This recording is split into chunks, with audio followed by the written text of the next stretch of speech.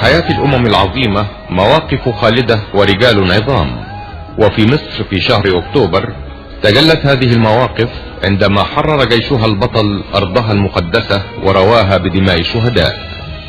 وفي حب مصر تقدم إذاعة جمهورية مصر العربية قصة واحد من هؤلاء الشهداء الأبطال، قصة الشهيد إبراهيم السيد الرفاعي. لحب مصر بنتلاقى ايادي بتضم ايادي، وكل جيل بتحتاق بشمس مجدك يا بلادي. لحب مصر بنتلاقى ايادي بتضم ايادي، وكل جيل بتحتاق بشمس مجدك يا بلادي. عمر الحريري في دور إبراهيم الرفاعي بالاشتراك مع الممثل القدير عبد الله غيث والفنانة الكبيرة أمينة رزق. مهدي للمجد بنمشي وانت بدايتنا ونهايتنا، لو الزمان ملمن نمشي ومعاك نوصل لغايتنا. يا بلادي يا بلادي يا بلادي. المعالجة الإذاعية والحوار محمد فيصل عبد المنعم.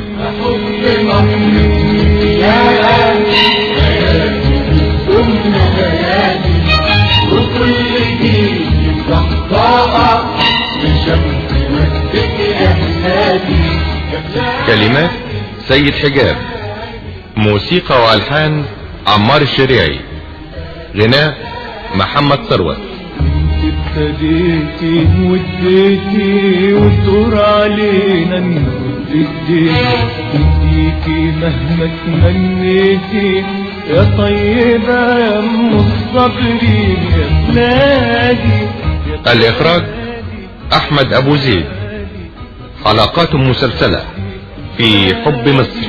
حب مصر كلها بلادي بالظلم بلادي، وكل جيل تحتاق وشمس مجدك يا بلادي.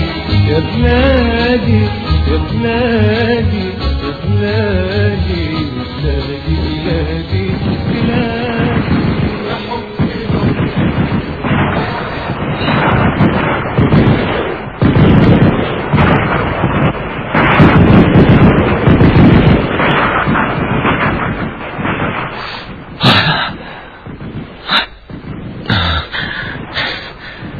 المرة دي صابت، لكن صابت مين؟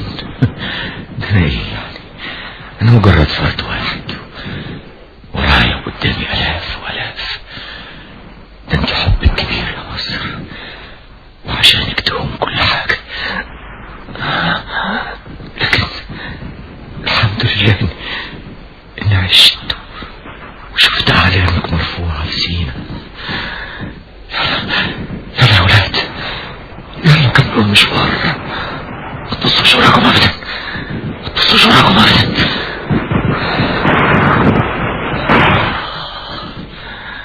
الله، اجمل موسيقى سمعتها في حياتي.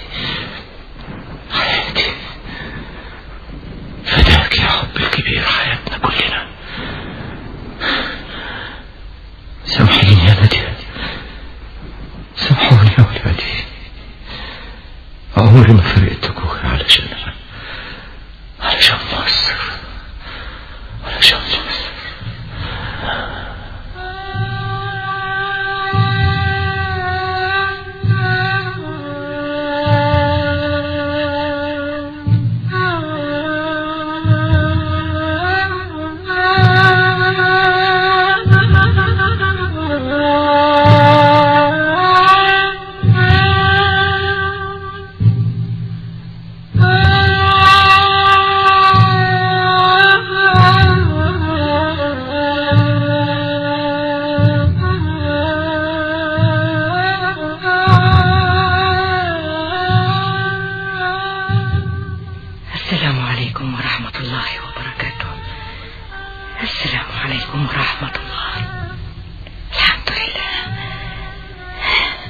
يلا يا ابراهيم، يلا يا سمير، قوموا قوموا يا ولاد عشان تلحقوا القطر. الاولاد النهارده اتاخروا، خصوصا اللي هياخدهم القطر المغاغه. انا صحيتهم. احنا صحينا اهو يا ماما، صحينا اهو. وسمير اخوك صحي؟ ايوه يا ماما. ايوه. صباح الخير يا بابا. صباح النور يا اولاد. يلا افطروا بسرعه وتوكلوا على الله، القطر ما بيستناش حد. حاضر يا بابا حاضر. استنوا يا ولاد، استنوا لما تاخدوا معاكم السندوتشات. لا مش ضروري بقى يا ماما عشان الحق. يا ابني استنى بس. تعال خد انت يا سمير. حاضر يا ماما حاضر. حكاية القطر دي يا ابراهيم كل يوم بقت مزعجة. ايوه كل يوم مشوار من البيت للمحطة والقطر لغاية ما غرق. امتى بقى نسيب بني مزار دي؟ الواحد زهق منها. بس مد شوية بقى احسن، انا حاسس اننا اتأخرنا ومش هنلحق القطر ابدا. هو احساسك اتحقق اهو يا ابراهيم. هنعمل ايه دلوقتي بقى؟ نوصل المحطة الاول وبعد كده نشوف.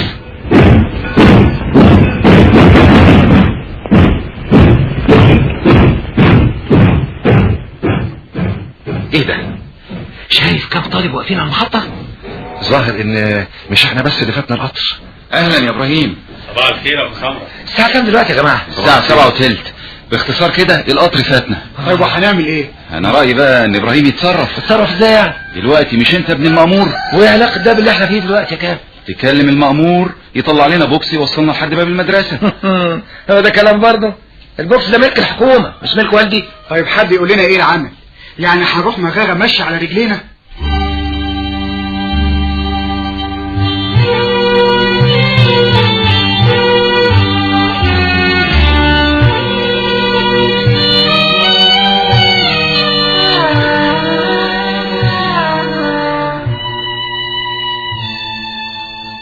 الو يا مركز، الو هنا مركز مغاغة، وصلني بالبيه مأمور بني مزار. الو الو الو يا مغاغة المأمور سيد بيه الرفاعي معاك. الو ايوه يا سعادة بيه انا معاون مركز مغاغة. اهلا وسهلا. نعم بتقول ايه؟ ايوه انا سامعك كويس. حطوهم كلهم في الحجز. حاضر يا سعادة بيه، مع السلامة.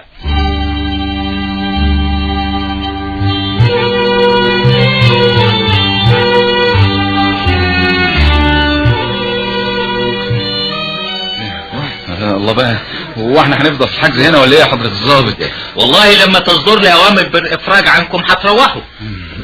ما تتحرك يا ابراهيم. يعني اتحرك، عاوز نعمل ايه يعني؟ روح كلم ابوك خليه يفرج عننا. انا مش هكلم حد. طب بلاش انت، روح انت يا سمير كلمه. لا يا عم انا ماليش دعوه.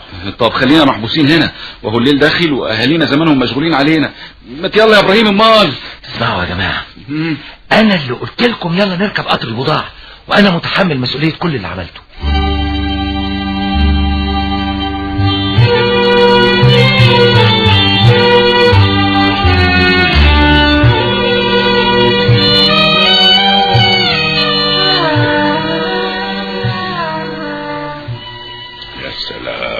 ابراهيم وسمير اتأخروا يا سيد. تسلم ايديك، اما ملوخية هايلة. ده انا بسأل على ولادي يا سيد. ابراهيم وسمير مش بعادتهم يتأخروا كده. انا قلبي مش مطمن. يا ستي ما تنشغليش على الولاد قوي كده. ما تنشغلش ازاي؟ قول لي انت عارف حاجة ومخبيها عني؟ هما فين؟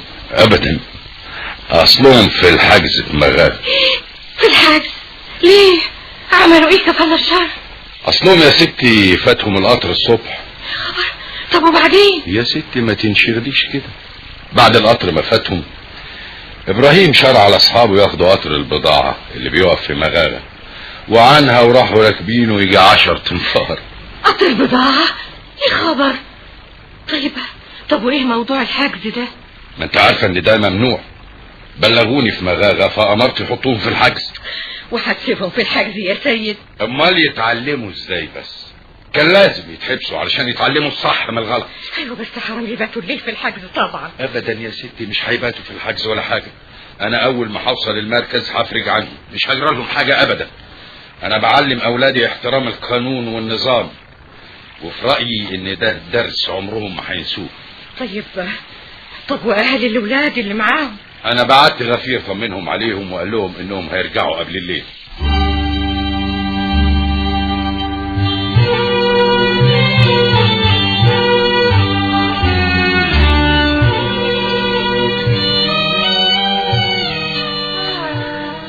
خد معاك دفتر الاشارات يا حسين افندي. حاضر يا سعادة البيه، عن اذن سعادتك. استنى يا حسين افندي، ابعت اشارة بالافراج عن الاولاد بتوع المدرسة. حاضر يا سعادة البيه، ربنا يخليه، ما هم كلهم ولادة.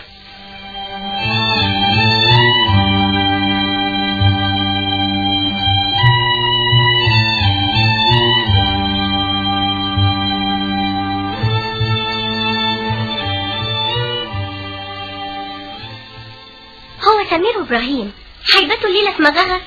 لا لا يا حبيبي، زمانهم جايين. طب هما بيعملوا ايه في مغاغه يا ماما؟ خلاص بقى يا سامح، كلوا انتوا وخليكوا في حالكم. شوفوا اختكم سمير شاطره ازاي. طب يا ماما بابا ما جاش لغايه دلوقتي ليه؟ ابوك يا سامي عنده مرور النهارده، هيجي بالليل.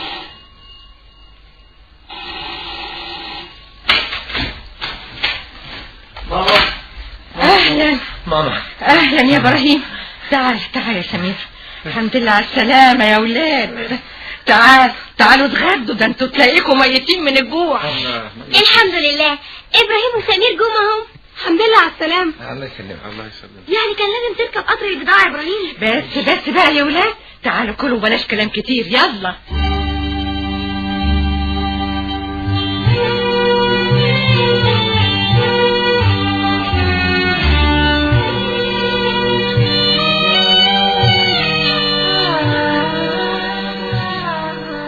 تعال يا ابراهيم تعال. اتعشيت؟ الحمد لله. اسمع يا ابني، انا عاوز اتكلم معاك كلمتين بخصوص موضوع قطر البضاعة ده. اتفضل يا بابا اتفضل. طبعا انا بكلمك دلوقتي بعد ما خدت جزاءك انت وزملائك والموضوع انتهى. ايوه يا بابا. انا مقدر دوافعك اللي خلتك تشجع الاولاد على ركوب قطر البضاعة.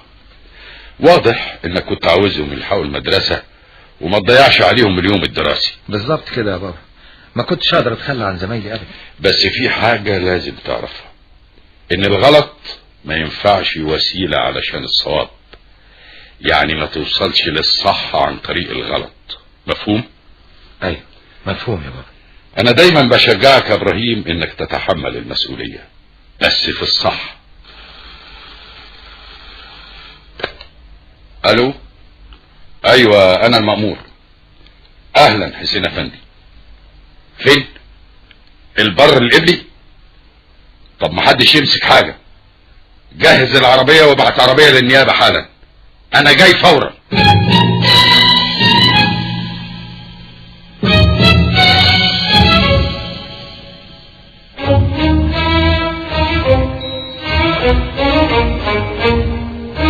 مصر العظيمة عمرها ما بتنسى ابنائها العظام اللي عمرهم ما بيخلوا في يوم بدمهم عليها. مصر دايما بتضم ولادها اللي فادوا حياتها بدمائهم، بتضمهم في حنان وحب، بتحطهم في حنايا ضلوعها، لأن الأم العظيمة عمرها ما بتنسى ولادها المخلصين.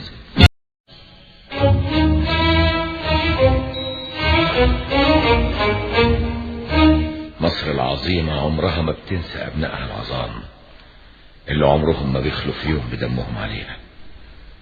مصر دايما بتضم ولادها اللي فادوا حياتها بدمائهم، بتضمهم في حنان وحب، بتحطهم في حنايا ضلوعها، لأن الأم العظيمة عمرها ما بتنسى ولادها المخلصين.